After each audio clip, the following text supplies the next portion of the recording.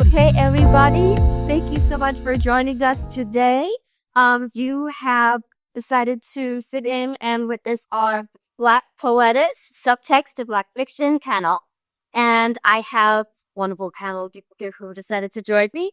And I'm going to start with a quick introduction about what the panel is actually about. There's a little bit of confusion. This is not a poetry cat.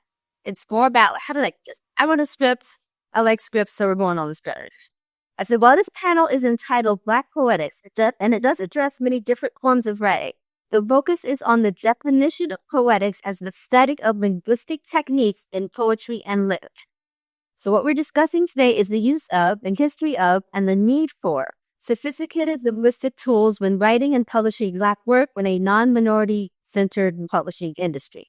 According to the Fire magazine Black Speculative Fiction Report, released in 2022, and examining 63 different markets, 1.9% of all stories were published by Black authors. And they went up to 4.8 in 2017, and 6.8 in 2021. These are low math. For those of us striving to tell our own stories, when familiarity with the concepts and the interpretations of the subject matter is important to our publishers, the question becomes, what do we do when Black writers are relating very Black experiences and pitching them to not at all Black decision makers in the industry? So from the time we were braiding maps and seeds into our care to indicate readiness for the Underground Railroad trip freedom, Black people in Western civilization have been placing cultural messages in sophisticated creative style, subtle and powerful as a head nod and an eye flick. And that has led to the development of subtext that is celebratory of our ingenuity. And that's what we're going to be discussing today and celebrate.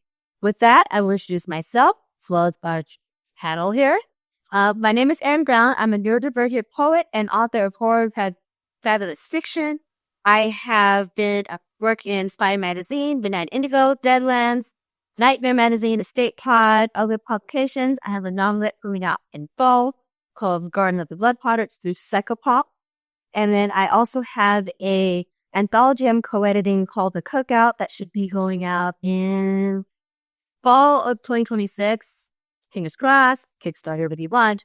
So we're going to start with Charles, if you were to hand please.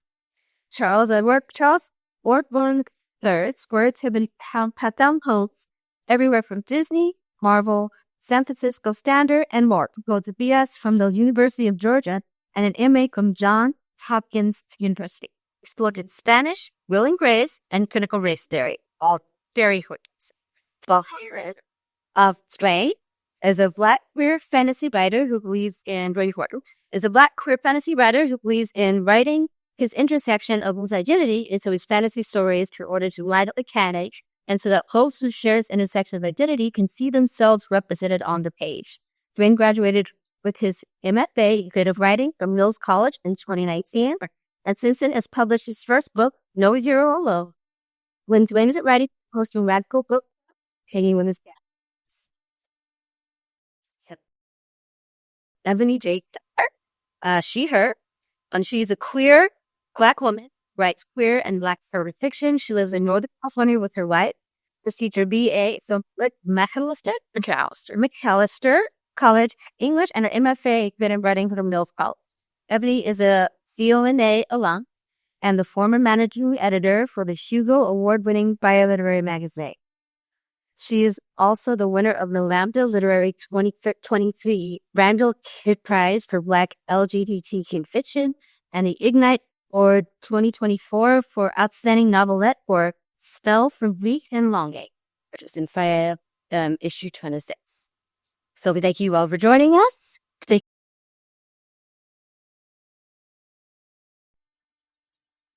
So we're going to get started. This is a speculative convention, but we're not all speculative writers. So tell me what your focus is with writing. Sure. My name's Charles, he, him pronouns. I first began as a writer, as a memoirist, writing for young, well, actually I want to clarify, writing about being a kid I write in the genre of young adults, I write in the genre of children's literature, but I bring this perspective that I actually don't write for kids. I write about being a kid. And when I think about my writing as several creative outlets, I think about what I'm trying to channel. Usually it's actually anger, like really gets me riled up, and some of my best writing comes through anger. And I recently reflected that actually makes sense then that I write about being a kid, and particularly like middle grade, young adult, because there's a lot of teenage angst, during that time, a lot of anger, and that comes through the pages. But professionally, I also have a writer for the San Francisco Standard. I write for San Francisco AIDS Foundation as well, and a few other places. But I primarily lead with that I'm a children's book writer. Um, I write, as the bio says, speculative fiction, but primarily fantasy. I've done a little bit in science fiction. But I really like to write fantasy because I like imagining worlds that are more inclusive than the one that we are handed here today. So a lot of queer norm. I do still like to play with the way that land and nationhood can impact relationships between people. There's a lot of rebellion in my work, I realized very recently. And then I also write a lot about grief and about what it means to lose people you love, whether that's through death or through other misconnections with folks, and a lot about family as well. I'm also a speculative fiction writer, and very similar to Ebony, really live and occupy this fantasy world space. I've found that fantasy is the only genre that really allows me to write the kind of stories that I need to write. Going into graduate school, my idea was to, this was an expression of something that I was working on in my undergraduate as a women's studies minor. And I was then still really into feminist theory. But what I wanted to do was to write Black men working within feminist structures in literary spaces as well, because I didn't see that. And when I had to write a paper on it, I had to argue that that was what I was saying. So I said, okay, I want to actually write these kind of stories now. And when I got to graduate school spaces, when I started to understand that fantasy genre was the genre that kind of allowed me to work with metaphor, which is something I kind of want to talk more about today, about metaphor, but allowed me to work with these themes that could bring my stories more to life. And so world building, absolutely in love with it. I think about folks like A.K. Jemison, who is an excellent world builder and who I'm also a really big fan of. But just be able to kind of build these really intricate worlds where you could see yourself in because of this level of detail has always been something that which has the kind of creativity as class. Well, I'm going to engage on that N.K. Jemisin topic because I think we all know about the season. And one of my questions was inspired by my first reading of that. I realized the first time I read that, I went into it completely blind, had no idea who the author was, what the subject matter was. Someone kind of to me, it was on my shelf. I was like, oh, let me check this out.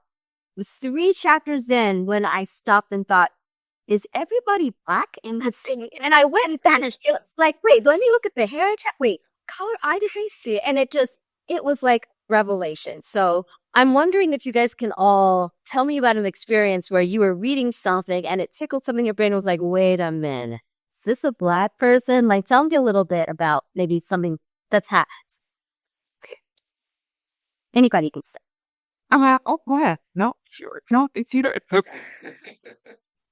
I was actually going to share a similar experience with an N.K. Jemisin book, The 100,000.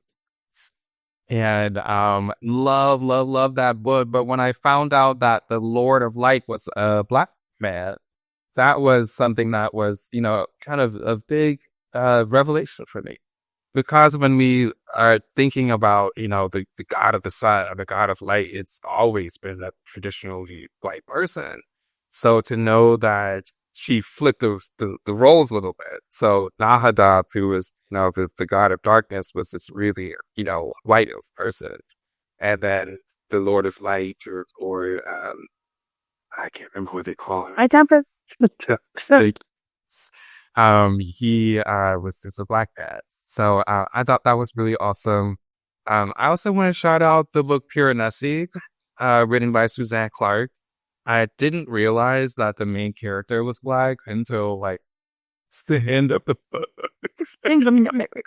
See, and go back and look on the character. I said, did she describe him anytime, or was there anything that I missed? And though I don't think that there was a lot that I missed, I thought that was kind of an interesting revelation to kind of fit into near the end of the book. Yeah, I was going to say, it's more romantic. There's probably the other picks I could make, but I was reading the Dark City Omega book by Elizabeth Stephen, I think is the author's name. And that main character, the female main character, is described as like kind of tannish, but she's red hair. And so I was like, oh, yeah, white woman, got it. And moved on. Just, we're in an apocalyptic world. Midway through, and I went, no, that she's white. Can we go back and figure out what the skin description was? Were freckles involved?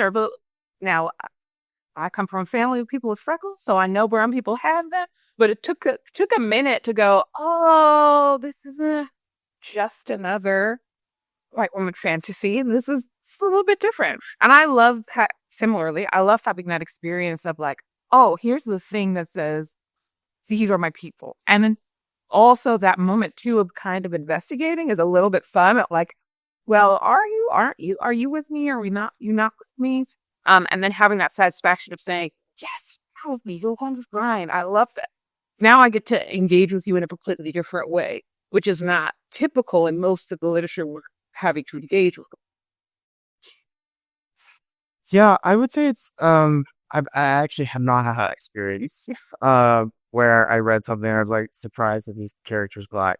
And it just may have to do with just my approach to reading. So often am I reading the book because I'm writing Black queer characters. And so I chose to pick that book up because I'm trying to be a better writer of Black queer characters.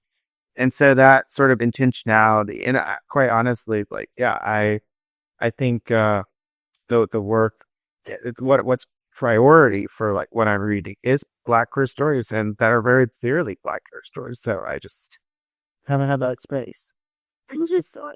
I'm not always intentional. I'm like, oh, that's a pretty cover, and I just wrap it, put it on the stack 15 things I've got at the library, and I take it out. Okay, so let's ask: have you ever had to explain, and anyone who's written from any kind of fiction, have you ever had to explain code switching to an editor in one of your characters? Anybody has? I have had to explain it to many different literary friends, writers groups, editors, and the one that kind of jumps out of my mind is I have a work in progress. And it's not a work in progress now. I'm looking for professional representation for this novel. Okay, say that. But in an earlier version, I had one of my characters get a whooping, and the words whooping, appeared in the text. And my writers group at the time wasn't a lot of Black people, maybe only one Black person. And they said, "What's this mean? Is this something that you should put out there into the world?" And I said, yes. Like, is this, what's the hold up? What would be wrong with doing something like this? And one of the people from the workshop group said, well, they didn't think it would be believable. That was what I understand it. With outside of the creative space of creating something, there's the selling space of it, which I think is a really interesting thing to be in conversation with, as someone like myself who really commits themselves to writing very touching Black queer characters and narratives and situations that occur in even in my world. So I think for me, it's always been this kind of pretty dangerously kind of vibe.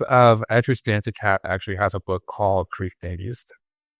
And what I love about it is that she talks about her experience as a Haitian writer or journalist, and how at the time that she was a journalist, they were condemning, we putting them behind bars. Journalists would come up missing because they were trying to spin a certain narrative. So even when you think that what you're writing is not impactful, even when you think that no one's listening, no one's watching it, there could still be a group that's vested in making sure that it does get to the light of day. And so I think just being in conversation with that, I'm always, trudging through and AAVE is going to come up in my writing. It's going to appear, and I've decided that it's going to be unapologetic. That's what should be. I don't have an example that I can remember. I am sure it has happened before, but I've trained my brain well enough at this point that if I hear something that just doesn't fit with the vision I have, I ignore that. Hold on. There is a reason step exists. I'm keeping it. Move on. I don't care that you didn't understand it or didn't like it or whatever. It will make sense to the person it's meant to make sense to. And if it does, oh well, they'll move on, or they won't. They'll be talking about the work anyway. So, I think the only times I can think of that maybe will be in those like early writing workshops, early like being in spaces I think where you're engaging with folks who don't know how to do code switching as well. And so they don't understand the value of those moments or even have an understanding that there is a requirement that you have to do that, right? A lot of times in the workshop space, when you're one of the only brown faces in the room, that you have to deal with that situation of like, okay, y'all don't know that sometimes I'll say it this way and sometimes I might say it that way, and they mean the exact same thing. I love seeing those TikTok reels and stuff of folks trying to understand, here's the white way that it's said, and then here's the black phrase of the way it's said. And both, when you watch it, they're like, yep, I know exactly what that is. Immediately, I know. And then you see other folks who are like, well, what could that possibly mean? And what are you trying to say? And I just think when you're in those spaces, you do have to do a little bit more of like, I accept that you don't get it, but you're probably not the audience who's supposed to get that phrasing or that framing. Then doesn't mean you can't enjoy the work. It just means that particular phrase isn't you. So I'm currently writing a 1967 historical fiction where a young Black boy desegregates high school at Georgia. And so I really get to play with code switching in this text because the way this well-read, top of his class, 16-year-old interacts with white people is different than how he interacts with his family, for instance. But I think it really brings up a really interesting question about like, what is voice and how does that show up? Well, we often talk about it as a literary, but also just conversationally, how might you describe the situation? You could just be one word or two words or entirely different than how I might describe a situation. Therein lives what our voice is, and that like definition will change for every person. Or like, what does that look like? Will change for every person. And so I have noticed that Black people may resonate more strongly as beta readers to some of my content than white people will or other races, because they're all coming with different entry points of different biases of like, oh, is this familiar to me or is this not familiar to me? And so I have gotten editorial feedback where I think, oh, like it does make me question what is the cultural context that's missing here. For example, I will say, even in a phone conversation with my grandmother, I may say, okay, bye grandma, or, and something about that, a friend noticed and was like, you are talking to your grandma. And I was like, what do you mean? It was like, he thought that it was weird that I would use the word grandma while talking to grandma. So people just have different, I didn't think that was weird, but like that is an example of like, maybe there's different cultural contexts that people have for how they use language. And so sometimes that comes out in editorial feedback, and it can be a place of conversation. I'm going to add my own 2 cents here. I had an experience myself where I was writing a story that involved a Black elder, and she was a community elder. And the way that she spoke was very much, there was a whole lot of AABE in it. And it was a rough story. Like, it was a little bit of violence. It was about, I can't think of the tech term, but how racism will affect the way cities are built. And some resources had been extracted from a Black neighborhood and had left it in ruins. And so this is what the story was about. And an elder who had seen someone who would come in to investigate, they're kind of trying to get her out, because if she exposes that they're still there, they might get round and shipped out. She spoke in heavy AABE, and from an MFA creative writing program, someone brought up, well, she doesn't seem to know English very well, so maybe this is a middle grade story and you should turn down the violence. And most of the rest of that class was me just gathering my face. Because of course, I don't know necessarily that the advice came from the best place. I don't know if that person had my best interest at heart. But that aside, I have to explain stuff like that sometimes, that some of the most respected people in our culture don't always conjugate everything perfectly, and not every, they're dropping words, and there's y'alls and eights, and there's nothing to do with our view of their wisdom, learning, and having to tell that, sometimes you really have to push down on that. But I want to actually touch on something we said about the way you're speaking to your grandma. Do you ever, and I work with everybody, do you ever bring anything from your specific family culture and put it in your story and just defend it with your life? Change. Wrong. But I am from South Carolina and raised in Georgia. And so this story about writing in 1967, I do get to share pieces of myself in this fictional story, and what I've learned by being raised by my grandmother, who was the last generation, and who was raised by people who were born in 1900. My great grandparents were born in 1900. Like, that feels really weird and unusual to say for someone in my politics. But Jesus is never late, but he's always on time. That one is. One, monkey don't stock shell, and two, don't keep it going. No truth. I don't have a ready phrase like that comes to mind from my family, but I was talking to my wife about this bullshit as we were coming down, and I think the thing I tend, and at least in Stone and Steel, which was the thing that came up a lot, is there is a phrase that I use that's madly please, which is my way of doing and work please activity, and the various ways that could be used. And so there are times where what that means is we have a problem, you are a problem, you're about to be in a fight. And there are moments when what that means is, I love you so much. I'm so glad you're here. Thank you so much for coming and being with me. I think that's, to me, is like being able to tell the difference between even a lot of that. I am deep in housewives lore. And so when you know the difference when somebody says to you, bitch, I wanted to talk to you about da da da da da.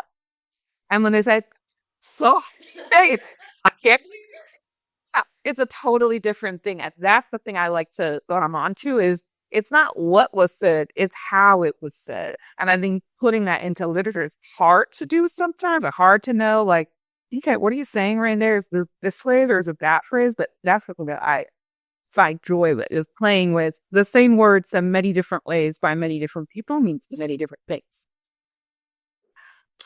I think for me, one of the phrases that kind of stuck out to me was actually a phrase that was heartful to me in some ways. And I used to hear it when I was a kid, and it always kind of made me feel like insecure because of my sexual orientation.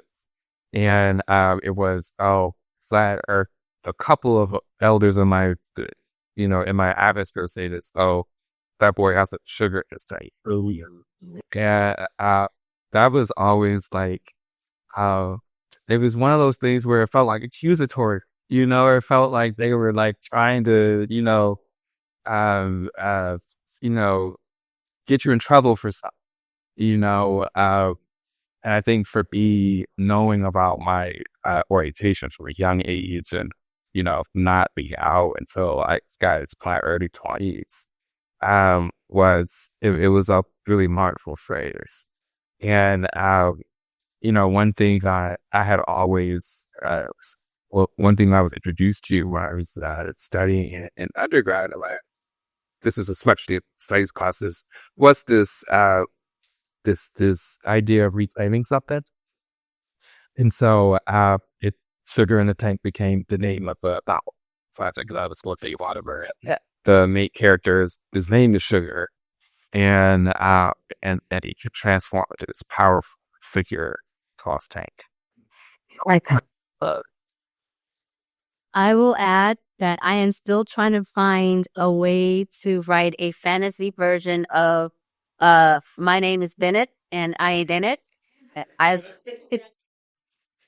soon as I drew, I'm it stays like a series, movie, book, show, comic, etc. that changed the way you view the idea of our representation fiction. I can start us off. You do it. Yes, I'm ready. For me, it's Sorcerer of the Wild Deeps every time by Kaya Johnson Wilson. That book, which was so like explicitly Black and so explicitly putting our language on the page, but is still this epic fantasy and built in the way I think we traditionally think of that like white European literature. To me was oh, you can do this. I think of Stone and Steel as coming on the heels of that and kind of a little bit aping that behavior of yeah, it's really Black. It's still really epic. It's still really fantasy. And we could show up in that space. The other thing is a more recent read, which is Rooms of Engagement by Tobias S. Bucknell. And he has a co-author on that book whose name I can't remember. But that book too is really exciting. It's soldiers, American soldiers in a D&D world, that we just go back and forth between those two worlds, but they end up trapped and having to go on this quest to figure out how to get back to their people and get back to our regular world. But what are military communities? They're often poor brown folks who are involved in the military. There's white folks who are in it as well, but being this different set of folks being in this really hyper fantastical world. D&D is not something that I think most of the time you traditionally say, oh, there are Black people who are going to be there, there's Latino people who are going to be there. So I love seeing that world. I think that's from 2023 maybe, but that was really to me oh yeah, this is a different way to imagine, because I hadn't thought that we could be in these spaces necessarily, or I did, but I hadn't seen it yet. And now that I've seen it, I can imagine doing it a little bit more easily, because that's sort of the point of all of the work that we're doing, right? Is not that you can't do it without the representation being there, but that gets so much easier the more times you see it. You see it one time, you see it two times. Suddenly, the way my imagination is expanding becomes so much bigger as a writer. Okay. I would have to say I want to shout out a very small list when it comes to this question, and I want to start with the character Storm from the X. Storm lit up my imagination the first time I saw her. A Black woman with this white hair who has the power to control the elements around her, the weather patterns around her. I was properly obsessed with her character. I want to say for years, and even today, she is creative inspiration in some ways. So I want to start it with Storm. But then I also want to bring it to Song of Solomon by Toni Morrison. That book represented Blackness in a way I had never seen it on any type of literary page ever.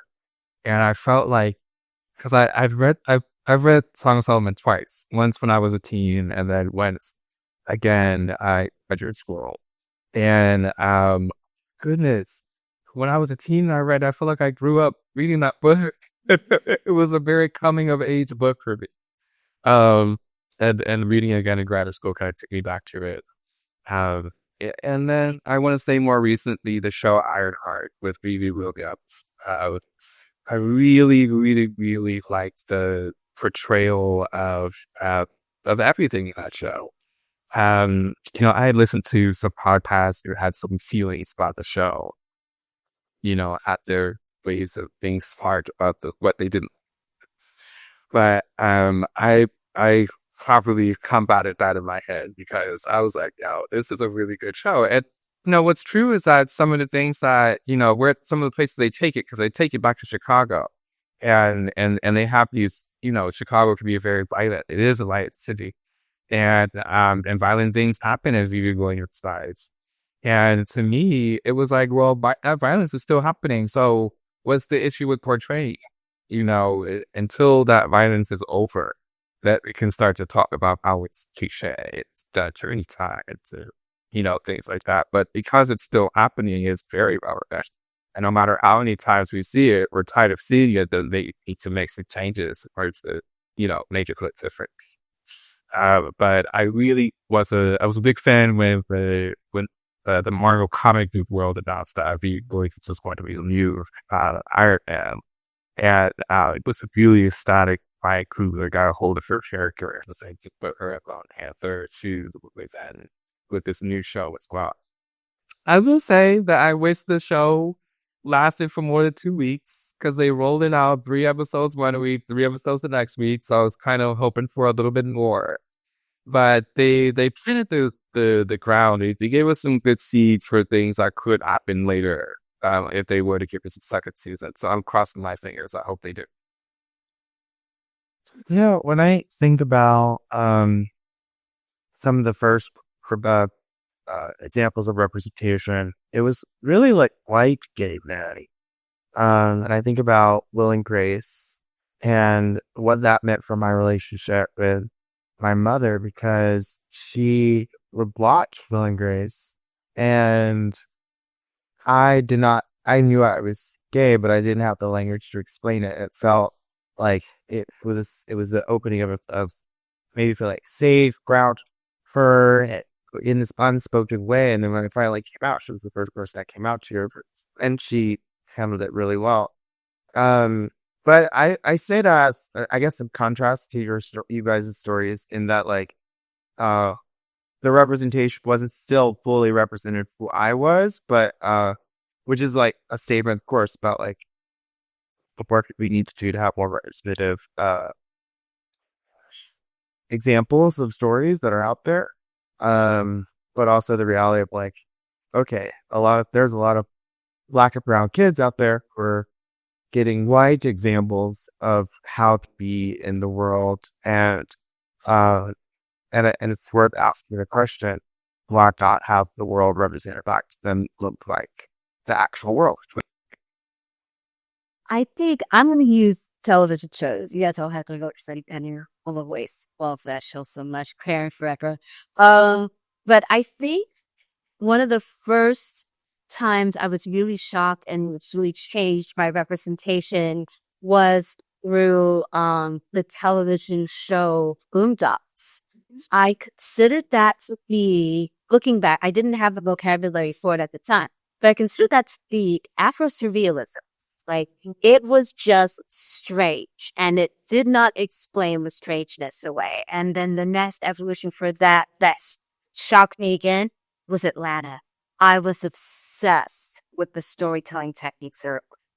But it was just taking aspects of our experience and just turning up the volume on the alienness of it, because even though some of the things we live through are our common experience, it's still weird sometimes. And it catches us off guard, and just to have it on television where it's happening to these people, it's their world, and they're looking at each other like, what just happened? It just really tied me in. So that changed the way I saw representation, because they changed the way I looked at the idea of being unapologetic in ourselves, and the whole idea of not a monolith when it comes to how we express our stories. So I'm gonna ask, what is the next word? Yeah, I have a whole list here. Actually, I'm gonna go off script. You mentioned you want to talk about metaphor. Yes. I want to hear some metaphors, similes, or something that you guys have used to describe like the kinds of characters, right? Okay. Tell me some poetic stuff. That is a word today.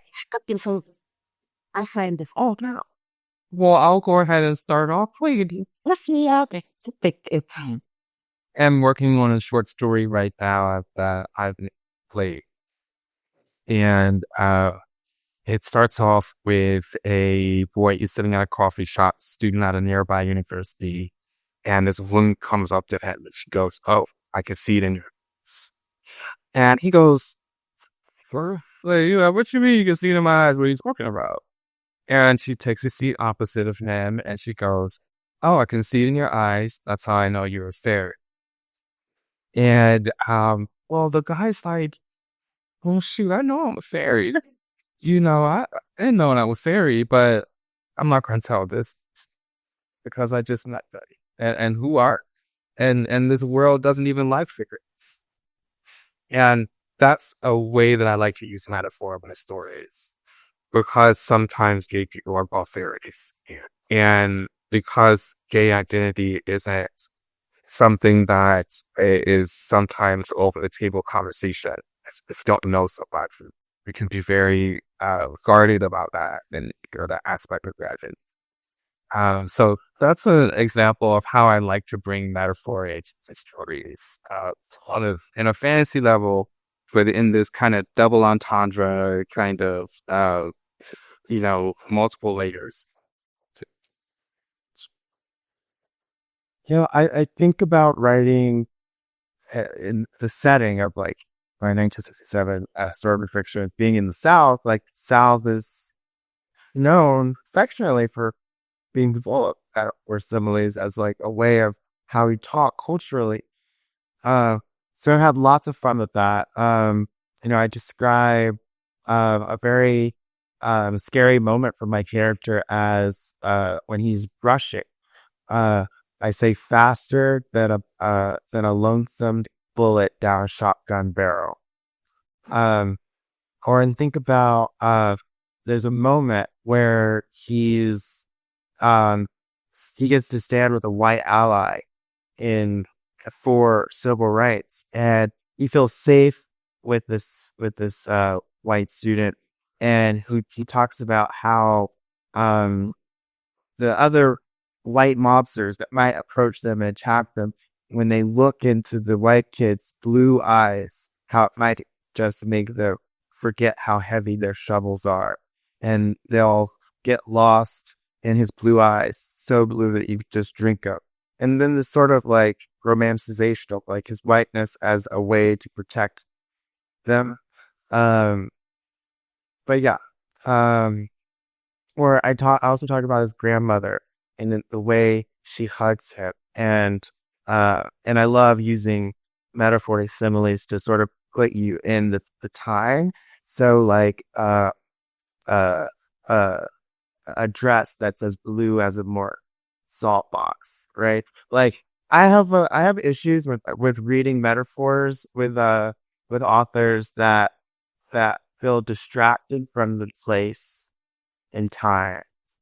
Like I once read an author who talked about what it was like to be a kid during Christmas, and he's like, "Oh, this big box, like a shiny new pony waiting for me." But this is in Chicago, and I was like, "You never had a." I get what you're trying to do, but like it felt a little distracting in that moment. So put us in the world of the character when you're giving us that. I'm so thinking. I'm gonna say because I write so much fiction that has magic in it just naturally, I like to use allusion to how do I put this? The African American experience of subconscious African spirituals. And just to use an example, little things that we would do that are just passed down habits that we never really questioned until we started learning about. My aunts would tell me I can't put my purse on the floor. 'Cause if you put your purse on the floor, your money will jump out and run away. If I have a character who sits down with someone, I'm not mentioning any races or anything, but if they sit down with someone and put their purse on the floor and someone says, you know better than that, let's pick your purse up, puts it on the table, someone's going to pick up on that. They know exactly who these people are, how they think, what the relationship is with each other and with their own ideologies. So I use a lot of examples like that. That's one. And the other one is, you don't cut your baby's hair till they're 1 year old. But he's little baits that my very, very, very Christian members of my family will do and never really thought about where I bathe from. Which is just tied into ancestral practices. And not even just specifically African practices. I've heard a lot of these prefaces from other cultures. We were cutting, not naming babies until a year in and stuff like that. I mean, those are ancient and those are worthwhile. But, we don't always think about it. It's just right there. It's just right there in our learned culture. Not the whole one, but just on personal family culture. So I like to hide little things like that just to give a little nod. And you know who's talking and you know who's in it. So that's one of the things of it. I think also, oh, no. Say happy just walk. Things need to have what? I think when I think of metaphor, I also think of dreams. When we're dreaming, something always is something else. Like a body of wire is your emotions, or this tree is colors. And that's something that I love to place in my fantasy stories as well. Representation wise. What's something that we can all, think of as this is the image we associate with it. But how can I kind of, really twist that on its head so everyone in the story knows that this is, this source of knowledge, or this is where people come and get, come to understand it. So that's another way that I feel like metaphor kind of shows up in my own fantasy cases is through that kind of direct comparison. But I think it's kind of also common. And that to me is kind of reminiscent of subgenres like magical realism that stuff. Where everyone can cast a spell, but no one's talking about the fact that everyone can cast a spell, just cast a spell.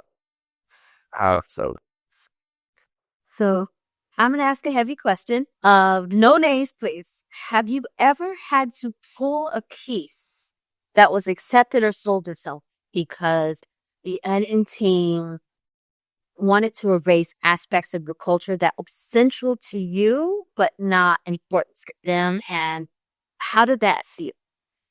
No names, though. If anyone wants to, you can say fast if you want to. I will pass. Okay. I have actually not had that experience. I'm excited. Yeah, I don't think I've had that experience either. I've been fortunate, I think, to only work with folks who either understand it or accept that I'm going to keep it because it matters to me or it matters to them. I've certainly been in a writer's room where I have to defend something, and had to find other ways of saying things. I definitely have had, concepts approved, and then once it actually gets to be written, then, oh, I can't say that. Okay. And kind of having that conversation. So it usually is still published. I think in all these instances, it still is published, but maybe not the way that I envisioned it, but the heart of the message is still there. So we are all having this lovely chat in the first inaugural Afrofuturism road here. What Afrofuturism means to each of you? Oh, I love this question. Yes. Afrofuturism means to me the dreaming, the imagining, the truth that Black people and people of color exist in Fiji. That we cannot be erased from fantasy narratives because we are deeply intertwined with fantasy narratives. And that Afrofuturism shows up in more than just literary spaces. I often think about the Dark Android, so Janelle Monáe. And like one of her first albums where she kind of talks about being an android who wants to be human. I think about George Clinton, and how in a lot of ways I feel like he's fathered Afrofuturism at that time period, right? Being really futuristic and dressing up in these really unconventional ways that was an expression of his imagination, and thus I think it's an expression of the fantasy genre in a lot of ways. So yeah, I think I mean to that core that Afrofuturism is this embedding this representation of Black people in the future in many different capacities.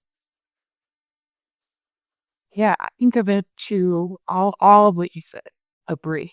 Plus one.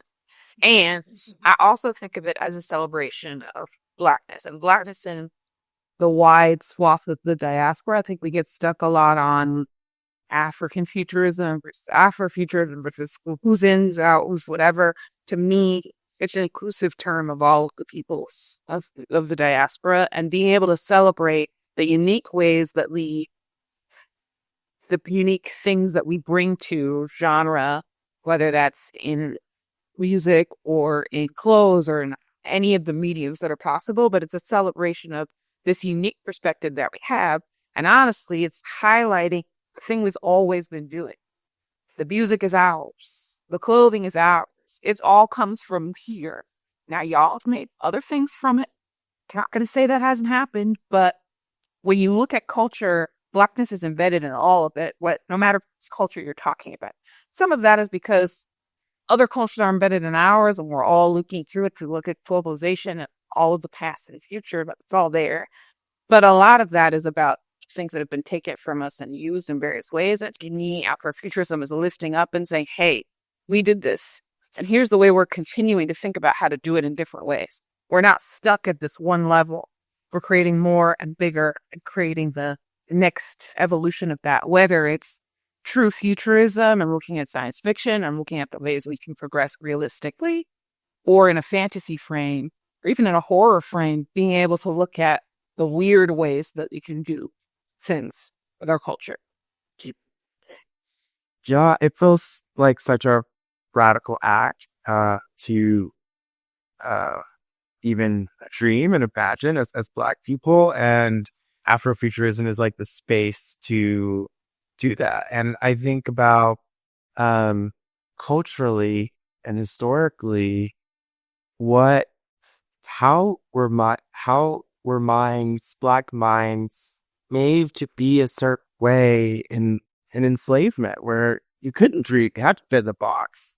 I just finished reading James, which was the retelling of Huck Finn, but from the perspective of the enslaved Black man. And it's like, oh, these are, you get to, it's a really compelling way to see like, oh, as a Black person at that time, oh, this is how I talk to white people. And this is what I can't say. Even when I'm right, I can't say that I'm right? And just how limiting that world had to been, right? But in a space of Afrofuturism, it's like we're stepping outside of those boxes and those lines and those expectations. And so I see you ask, what is Black Afrofuturism? I see it as liberation. It's part of our journey for liberation. I'm going to add, I was talking with some people over Replis this morning. We were discussing Afrofuturism, and I brought up the anecdote that when I was studying costume design, at one point you were talking about the Nile Delta and the clothing that they use there to keep from the sun and, mosquitoes and crocodiles. What are you going to do against that? But on some of the, beautiful panels and the carvings, you'll see all of these, women, and and yet the bare breasts, they don't look like they're wearing anything. There's these straight lines around. And there could be scratches. They found out actually linen that was woven so thin it was almost transparent. And that those lines were actually these skirts and these tunics that they wear. It would protect them from biting bugs. They would be able to perfume their bodies with by perfuming those. And it would do a little bit of protection from the sun. They have not been able to reproduce that linen. They have not figured out how they get it. Just absolutely sheer linen. And when I'm thinking about the future, the kinds of things that we see portrayed, sheer gauzy supercharged fabrics that we can't figure out how to do. And so when I think about Afrofuturism, I think about a reuniting with ancient practices. Like Afrofuturism to me is a continuation on the work we've been doing, we had done thousands of years ago. Finding it again, being able to use it again for what is the future that we envision. We're thinking about sci-fi creatures, a lot of that technology. So that for me, it's the reuniting the ancestral technologies that are encoded in us already. We figured it out once, we figured it out again. That's what I. So, here is a fun one. Finish the sentence. They really need to bring back ... Am I going to start with this? But Who after the song about this sound ready. they really need to bring back floor-length lots. That I want to see all the way down to the floor, dragging behind people. That's the effect. My neck hurt. Fully. I don't know. I have a hard time with this question because I feel like so much that's old or new again. So many things are rebooting and being recreated and all of that. So I'm a little bit more excited by like, what's the new hot thing that we can make cafe? So like, I was thinking about folks that I really wish would become movies. So like The Magic of the Lost by C.L. Clarke or The Kingston Cycle by C.L. Polk. Yes, all the CLs need to have their work on film. Things like that that are like, this is a unique hot way of doing a thing that we don't have in our visual media yet. I want to see. I'm not worried about the past. It's going to come back. We're seeing all these reboots. What I want is the new fresh stuff that has a chance yet to have yet to it. Yeah, I also struggle with this. I definitely my mind goes a little political, all the things that they need to bring up. But also, I don't know, I just rewatched the movie reboot for Noah's Ark, which is like Blackbeard fiction show. But I was like, the television series for that'd be interesting. See, 70s and 80s style Sesame Street. See, something about funkies that same thing. I can still 4, 2, 3, 4, 5, 6, 7, 8. Okay, so doing a. Okay, we got a little bit of time. So, I want to say, what is a part of Black culture that you really want to see more representation in fiction or fiction? Because, nonfiction, we're reporting on what is, but what would you like to see more of in fiction? Any format, television, comics, books. I think I would like to see relationships between Black sisters more in fantasy realms. I want to see relations between Black twins in fantasy realms. I want to see relationships with. I'm not exploring myself, so I think that's an interesting dynamic to Black father, Black son relationship. I want to see even Black pet narratives come to life. Because black pets know they're black. Yeah. Somehow black pets know that they are. Hey, you know, when I'm raising a kitten right now, she knows what she really. But no, I think that's moved good so well. It's Afrofuturism. If I could, I got a few more of this list. I'd say, male friendships that are not sexual, that are just platonic black male friendships. And then also, uh, divorced families, like the non-traditional family, maybe step parents, those sorts of relationships as well. Play cousins, sure. Yes. Yeah, I think the only thing I'll add is processing emotions, which I think we are so good as a people at saying that was great. We were dealing with this trauma, but we have to move on because there is stuff that has to get done. So I want to see a little bit more of like, oh, let's actually process that thing. Let's actually break it down. And especially I think from men in particular in our literature that have such a hard time going back to sugar in the tank, right? Suddenly, so you're a little too say if you're dealing with your emotions, if you're crying. I want to deal with a little bit more of that Afrofuturism, I think. I had an answer, but then you said black fets, and I just stuck.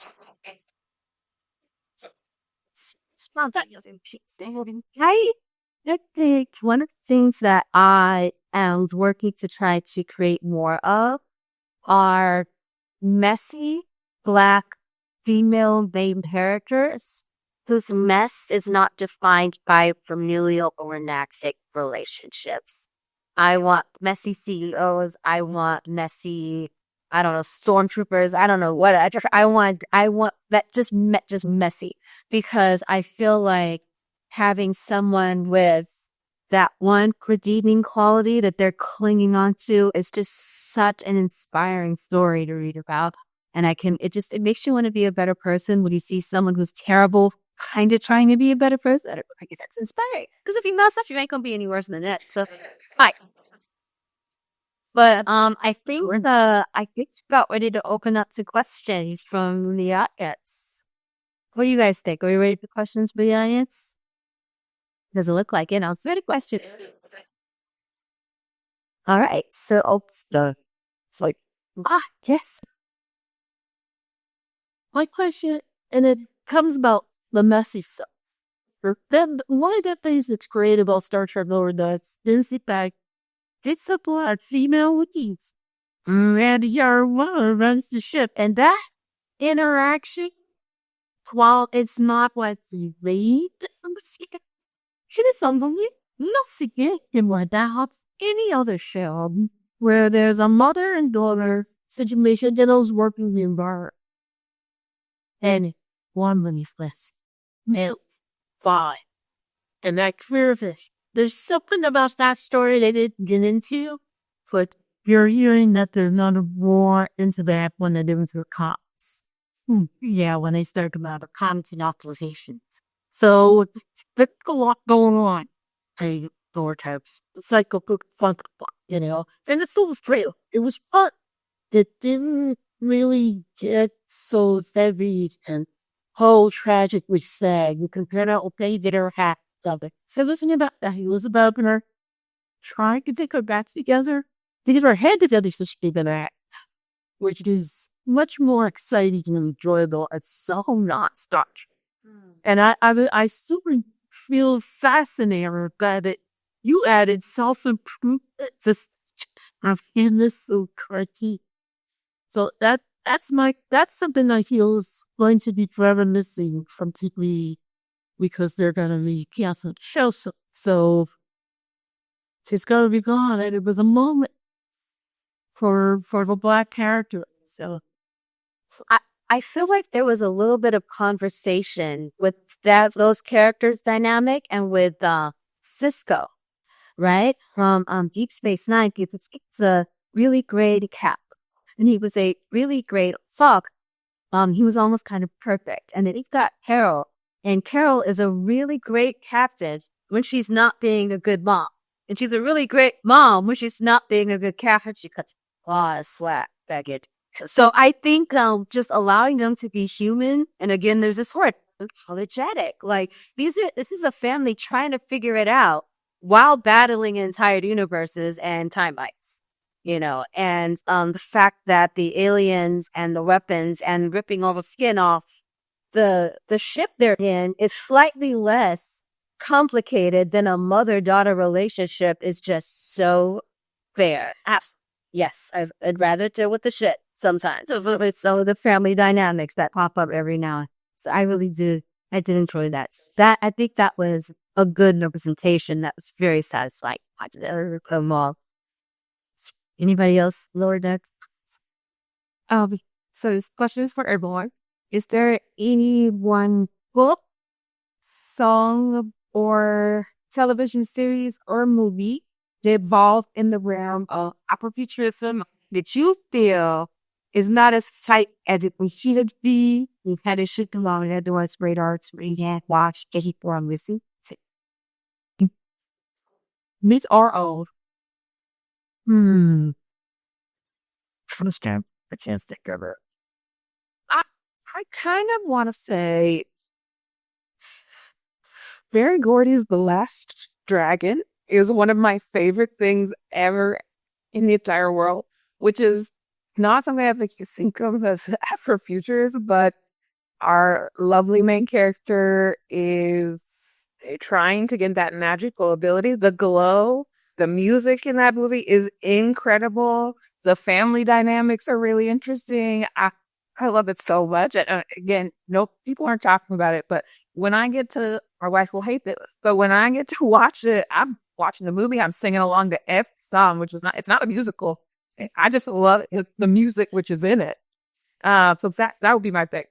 That sounded a lot like this. Yes. Very so definitely check this out. Here's another good, now flash right into beats, Afro Samurai is a female, meets bass, like doing transsexual sets. And yes, his most definitely bits of it. Let's start. Everest.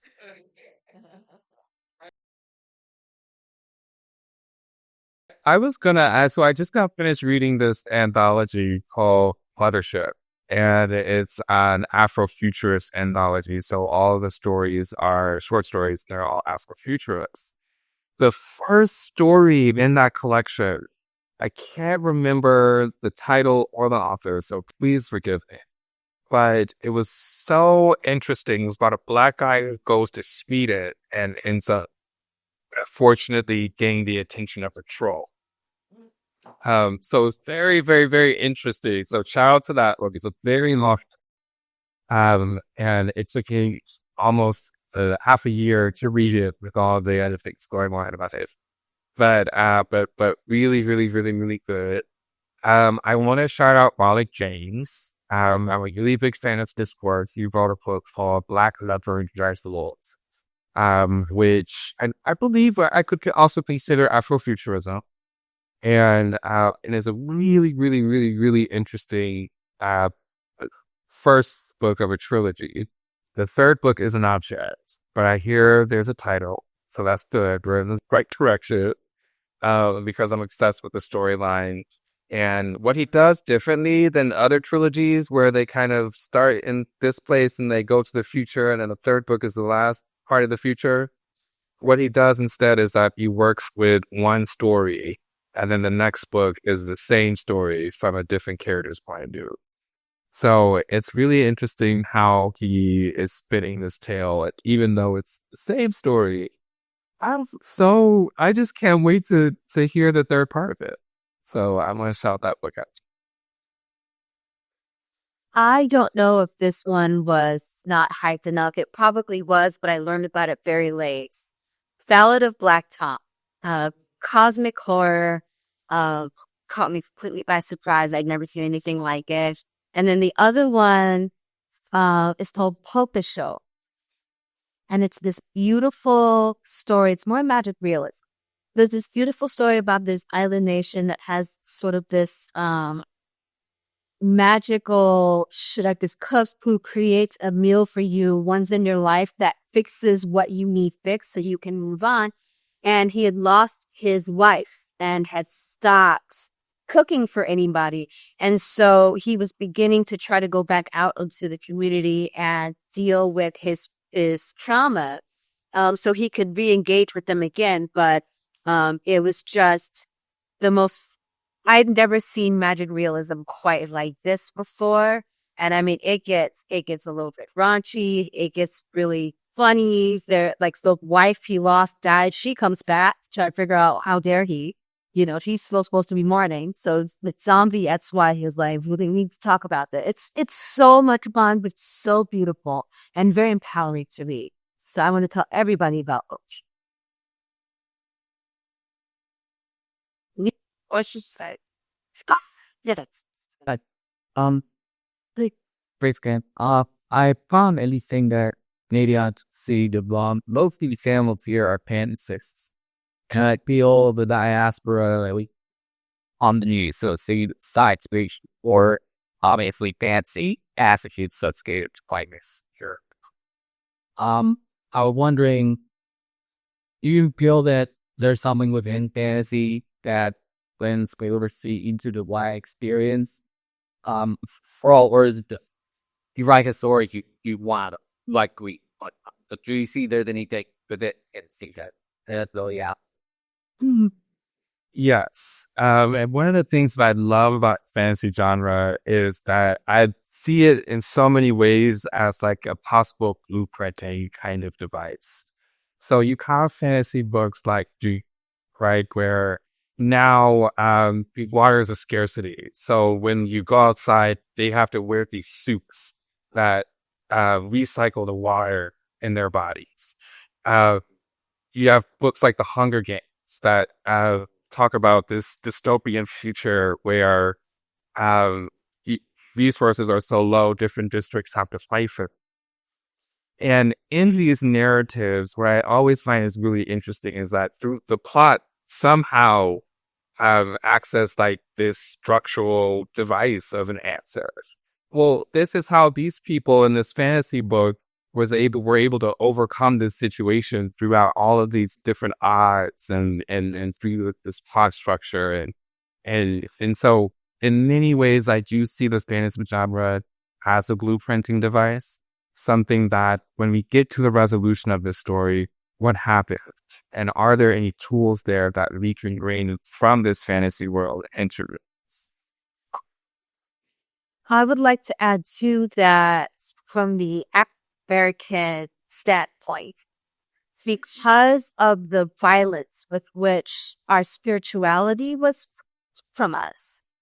Sometimes it feels like a lot of speculative fiction authors are writing to try to find a way to express a searching for being reunited with that spirituality, because the things that making up that are the tropes of fantasy align with actual spiritual practices and ancestral spiritual practices. So, if you're writing about a god of death, and if you're writing about, fairies that snatch kids and stuff like that, and, through the tropes, it could be very westernized. It could be recognizable in one style or one culture. But when it comes to the missing culture, it's almost like it's sort of filling a void. Like, if I was looking for that, if I found that again, maybe it would look like this, maybe it would feel like that. So I think that might be just sort of dissolving the hard lines between what's just stories and what is something that has a deeper meaning or connection to us and the way that we exist and experience our existence. Because sometimes the magic doesn't feel surreal. It feels more real than the conventions that we have to put up to pass, in modern society. So I think that might be part of it. For self, it is pretty. Yeah, I'm gonna piggyback off of that because I think there is that filling the gap. I think it's also creating what is the gap that has been there? What is it had never been created? What about imagining an us that is entirely full and separate from the existence that we have, this current history? What does that look like? What are the futures we could have? fantastical realms we can be in if we didn't have to deal with, oh, there's this space I'm not sure what to fill it with. And so I think that to me is a good time. Something I enjoy doing is, and fantasy lends itself to is imagining what this you get to just build without having to worry about someone else's culture and someone else's way of making us be. So I think that's the way I think of, like, given that European fantasy, which is imagining a history with a little more magic in it. And I think that's a little bit of the work we're doing, is imagining a history with more magic in it that is our own and not built on top of somebody else's playbook. All right. So, Okay. When I grew up, there was no such thing as Afrofuturism, right?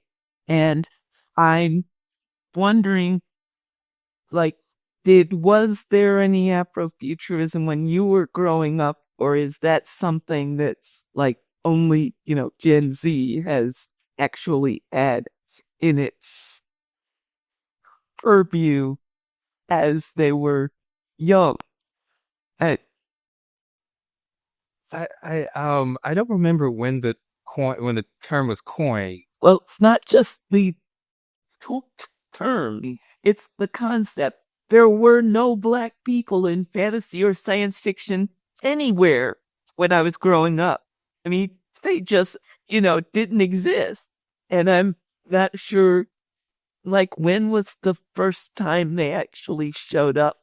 And when did they, and was most of it, it's like when you found what was it? I'm pissed off because I'm not seeing this, so I better put it in there. Or was it just something that you could just write in and take casually? There was a fantastic panel earlier, DEI, the history of fandom, where we're talking about these instances of not Afrofuturism specifically, but of representation and showing up more in the work. And I know one of the key examples was Michelle Nichols. I think, Right. the other one that it didn't even blossom to my brain, but Godzilla as a concept, there's not white people in Godzilla, it's Japanese. So that too is like imagining of, oh, that's a different frame. I hadn't imagined it, but now again, that like opening the space to start to imagine representation as well, I think is present. And there are, I think, these little moments, maybe not the level of stuff we're having now, right? There's like lots of work that's coming out. There's lots of work that we still have room for, haven't seen yet. But I think if you're looking, it is there. It's just a little quieter, a little harder to find, which actually is kind of the problem we have now as well. We were talking about this in that same panel of what we have at the moment is visibility, but visibility of specific voices, and those specific voices be particularly loud. I love N.K. Jemisin's work, but for a lot of folks, that's the only speculative fiction writer who is Black that they know. I know lots of Black speculative fiction writers, but that's because I make the effort. I seek them out. I'm trying to find them, and I'm looking for it. And I think what I want to see more of is less of this is the example of Blackness in speculative fiction, and a lot more of here's all the little people who do all the little things, and those voices don't matter as much because you have access to so much more. I think it's similar. That's not that it's not there. It's maybe well hidden or it's not well spoken about, but it's present, and you just have to know how to find it if that's what you're looking for. you wanted to say something? Yeah, I just wanted to say a couple of things. It's good that The term was introduced in 1990. The concept was much older than that. We think about the concept with Zakoka, or we think about the Dogon people, and think about some of the great construction projects that started off as something somebody imagined in their head, ended up taking generations. The other part in terms of early works, W.E. Du Bois, the Muhammad, is older than anybody in this room. Okay. And then subsequent to that, there's another book that was compiled as the Black Empire, and it was a series of short stories that were written about a Black mastermind who, depending on your point of view, would determine whether or not he's evil, who was planning a plot to take over the world. And the things that made it science fiction is the technology that was referenced in the very early 1900s, like around 1920 to 1930. And they were published in a black newspaper, and then which was compiled as a book. The author is George Schuler, and I encourage anyone that have read it to read it, because sometimes we want to see writing concepts that are outside of our imagination so that we just stay. And so the terms, but the concept in the acts is enough. However, you can also put summarized music, coach putting, yeah. Thank you. And you had something to say, and then both are at a high. Okay, well, I'm going to do my best to try and get a list of all of the works that were mentioned here today. But I want to thank you guys all for joining us today in our Black Poetics panel. This has been a lot of fun. Thank you guys all so much. And we're going to do a quick sign out. Tell us where you are and we'll find you. Okay. My name is Dwayne Porton. I am a Black queer fantasy writer. You can find me on my website, dwayneporton.net. If you are interested in reading some of my short stories that have been published out there in the world. On my website, you can also find my first book, No Hero Alone, which was published with a small press, and is available on Amazon. I'm trying to get it into some small bookstores so that people don't have to go by way of Amazon. And you can also find me on Instagram at Dwayne the Writer. I am a books. I do a book. A bookstagram, yes. And where I also talk about some of the different books that I'm reading. And also I did a book club. And I also post the flyers for that book club. It's on the last Saturday of every month. And right now we're reading at True Stanton Draft. So I would love to see. Ebony J. Dunbar or Ebony Dunbar, either way. You can find me on my website, which is just ebonydunbar.com. That's Ebony with an I. It's really the point I should make. PONI, not Y. You can find my work from there, get my socials, get on my newsletter, which comes out monthly. And then if you're looking at me, I'm most on Instagram as Ebony J. Dunbar. Charles Ward and my website is charleswardbond.com, and my Instagram is Charles Ward. And one of the things, as a children's book writer, I collaborate with Disney and Marvel to tell Black and underrepresented stories. And most recently, my work was published in December last year, a novelization for Mufasa, The Lion King. So you can find that online. And then I write, you can find my words in San Francisco Standard, HuffPost, San Francisco AIDS Foundation. And I am Erin Brown. Of the website is E. Brown Writes, because believe it or not, it's very common. So it's E. Brown Writes. Otherwise, you can find me on Blue Sky or on Instagram as Babble and also, what else do I have? My upcoming anthology, The Cookouts, has its own website and everything. So TCO Anthology, you'll find that as. But yeah, it's been such a pleasure hosting you all and chatting with you all.